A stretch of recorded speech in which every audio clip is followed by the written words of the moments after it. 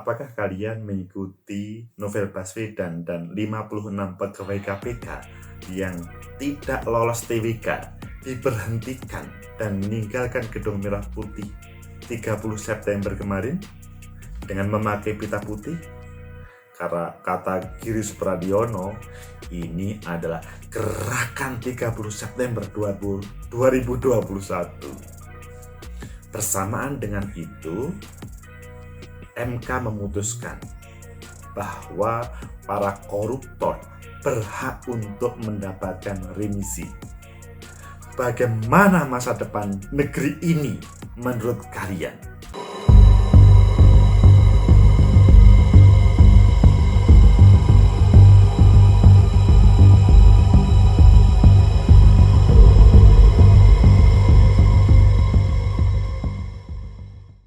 Assalamualaikum warahmatullahi wabarakatuh.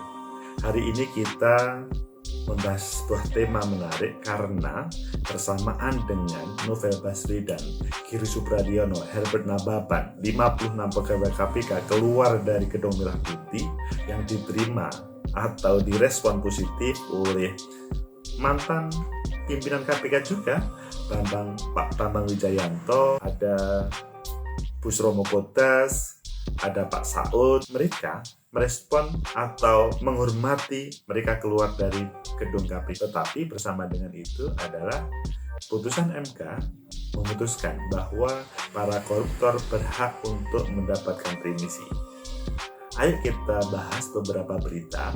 Selanjutnya nanti kita berikan solusi bagaimana terbaik. Meskipun coba kita lihat di beberapa media dahulu, misalkan kita lihat ya di Republika, judulnya sangat menakutkan. Semua koruptor pun kini dituliskan berhak mendapatkan remisi. Ini kan menjadikan bagaimana begitu? Di Kompas, KPK tanggapi putusan MK, setiap napi berhak dapat remisi termasuk korupsi. Ini berbeda dengan yang di Republika tadi, semuanya ini sebagian. Kemudian di CNN Indonesia, MK nyatakan semua terpidana kasus korupsi berhak dapat remisi. Intinya adalah poin pada putusan Mahkamah Konstitusi. Ayo kita baca. Mahkamah Konstitusi lewat putusannya pada Kamis 30 September menolak permohonan uji material yang diajukan oleh terpidana kasus korupsi Otto Cornelis Kaligis, OC Kaligis terkait syarat pengurangan masa pidana atau remisi bagi narapidana. MK memutuskan menolak permohonan pengujian material pasal 14 ayat 1 huruf 1 Undang-Undang Nomor 12 Tahun 95 tentang pemasyarakatan, namun menyatakan narapidana memiliki hak untuk mendapatkan remisi tanpa kecuali. Jadi ada pengajuan dari dari OC Kaligis ke Mahkamah Konstitusi. Sebetulnya ditolak terkait dengan apa yang dibawakan oleh OC Kaligis. Tetapi ada hal yang lain dalam putusan itu bahwa semua berhak untuk mendapatkan remisi. Para narapidana tentunya. Oke, kita baca lagi. Dalam uji material tersebut, OC Kaligis menguji pasal 14 ayat 1 huruf I UU 12 tahun 95 yang berisi narapidana berhak mendapatkan pengurangan masa pidana atau remisi. Ketentuan mengenai syarat-syarat dan tata cara pelaksanaan hak-hak narapidana diatur lebih lanjut dengan peraturan pemerintah terhadap pasal 28 ayat 1 Undang-Undang 45 yang menyatakan setiap orang yang wajib menghormati hak asasi manusia orang lain dalam tertib kehidupan bermasyarakat, berbangsa, dan bernegara. Jadi responnya untuk menghormati hak asasi manusia. Itu yang menjadi poin Mahkamah Konstitusi. Adapun peraturan pemerintah yang mengatur pemberian remisi adalah PP nomor 99 tahun 2012 yang mengatur syarat remisi bagi narapidana koruptor. Salah satu syaratnya adalah ditetapkan sebagai justice collaborator, yaitu pelaku yang bekerja sama dengan penegak hukum untuk membongkar perkara. Namun persyaratan yang ditentukan tidak boleh bersifat membeda-bedakan dan justru dapat menggeser konsep rehabilitasi dan reintegrasi sosial yang ditetapkan. Selain itu harus mempertimbangkan dampak overcrowded di lapas yang juga menjadi permasalahan utama dalam sistem pemasyarakatan di Indonesia. Pecinta masa depan negeri, kita memang pada awal pandemi COVID heboh di negeri kita ini karena pada waktu itu berbagai penjara, lapas membebaskan para yang terpidana. Alasannya pada waktu itu adalah karena kalau tidak dalam penjara itu bahaya. Kan kalau bicara pandemi COVID itu untuk menjaga supaya aman dari ancaman COVID, maka protokol kesehatan diterapkan. Yang terjadi pada awal pandemi COVID yaitu banyak narapidana. Apapun narapidanya pada waktu itu adalah dibebaskan. Mengapa? Karena kalau tidak, suasana di penjara itu sangat crowded. Ya, memang harus kita akui bahwa narapidana kita selalu bertambah, tetapi lapas kita itu tidak bertambah. Ruangan pun belum tentu setiap tahun bisa bertambah. Sehingga hal ini yang menjadi keputusan dari pemerintah, Menkumham, untuk memutuskan bagaimana ada beberapa yang dibebaskan. Pada kesempatan ini, tadi kita juga menampilkan putusan Mahkamah Konstitusi yang intinya meskipun permohonan uji sekaligus itu ditolak, tetapi ada hal yang perlu diperhatikan. Para narapidana, lebih khusus adalah para koruptor, itu berhak untuk mendapatkan remisi. Apakah kalian setuju atau tidak setuju? Yang pasti bahwa kalau kita bergeser media lainnya di Kompas, di sini ada tanggapan dari KPK. KPK itu yang menyampaikan yaitu Pak Alexander Marwata terkait dengan semua napi berhak mendapatkan remisi. Secara normatif sebetulnya aparat penegak hukum selesai ketika kita melakukan eksekusi ke lapas pemasyarakatan.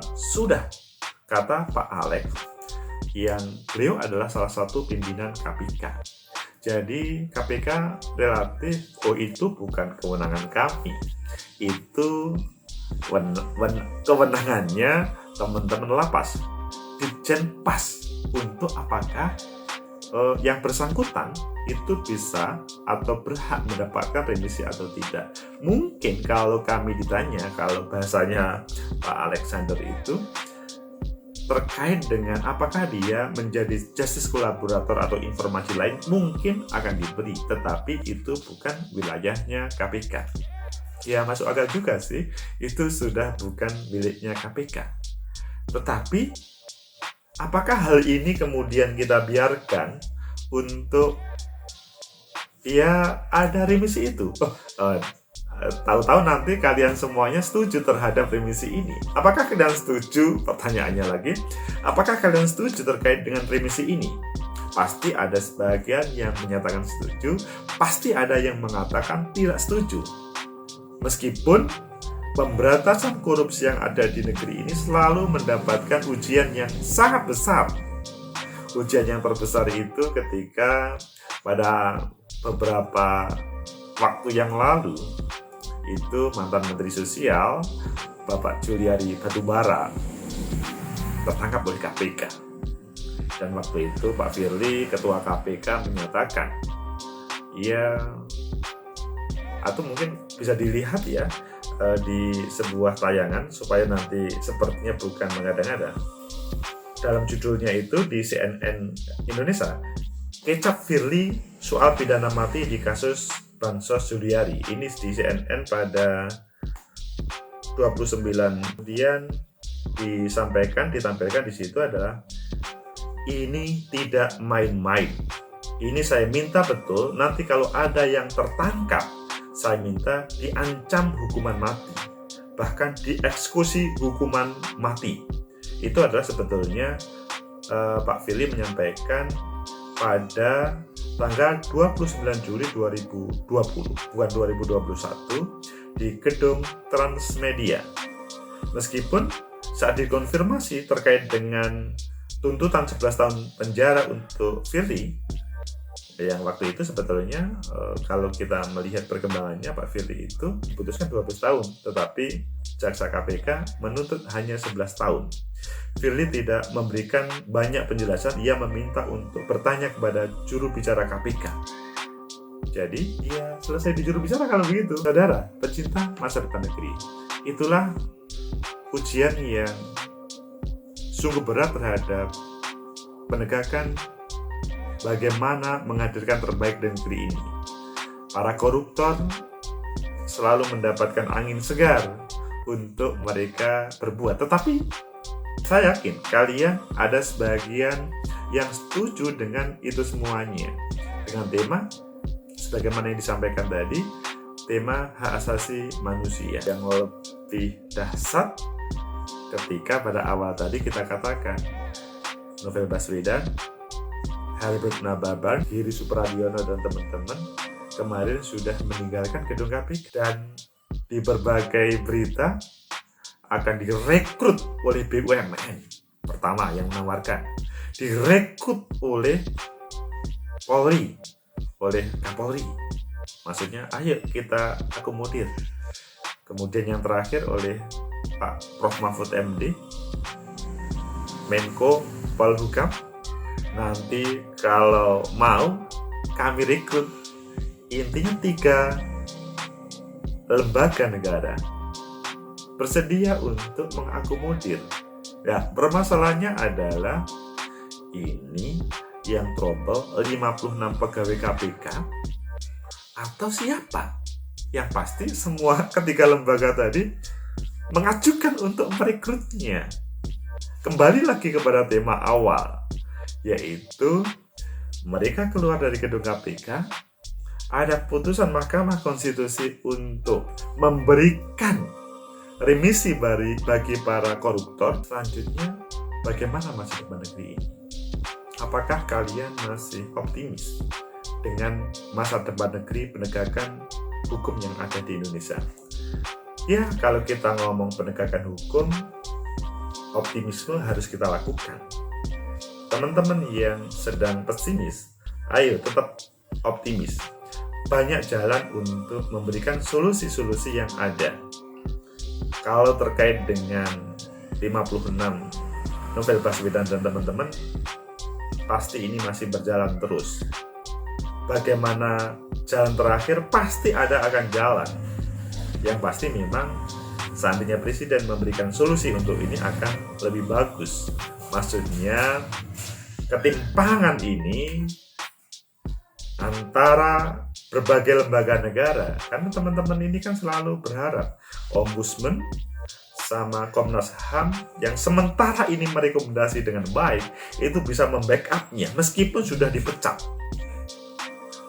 Presiden memang sangat ditunggu sebagaimana yang disampaikan oleh Prof Mahfud MD. Tetapi bagaimana yang terakhir itu tadi, yaitu MK memberikan putusan atas nama hak asasi manusia. Kalian harus optimis. Hak asasi manusia merupakan hak yang paling dasar untuk diakomodir, tetapi hal ini perlu ada sebuah koridor bahwa penegakan hukum dan hak asasi manusia itu memang tidak boleh dicampur adukkan. Memang setiap manusia itu berhak untuk mendapatkan berbagai hal. Salah satunya adalah remisi, itu iya. Tetapi teman-teman para penegak hukum, teman-teman KPK yang sudah ditinggalkan oleh 56, tetap optimis untuk menegakkan meskipun di situ penuh konflik. Teman-teman 56 yang meninggalkan KPK tetap optimis untuk dengan cara yang lain. Pasti perjuangan ini akan berbuah hasil nanti. Terus, bagaimana kalian? Ayo kita selalu memberikan sumbangsih terbaik untuk negeri ini, yang pasti memberikan masukan ya tentunya juga di dalamnya ada kritikan-kritikan, itu tidak salah. Yang pasti selama 56 ex-KPK, mantan KPK itu belum terakomodir dengan baik, siapapun boleh untuk memberikan sumbangsi. Begitu juga bagaimana solusi dari putusan MK, saya pikir itu juga tidak boleh kita tolak karena sudah ada sebuah keputusan, kecuali kita hanya ayo kita tetap melaksanakan pemberantasan korupsi secara kolektif, sehingga tidak ada satupun yang bermain-main atas nama korupsi, memperalat penegak hukum atau memperalat lembaga hukum untuk memuluskan korupsi.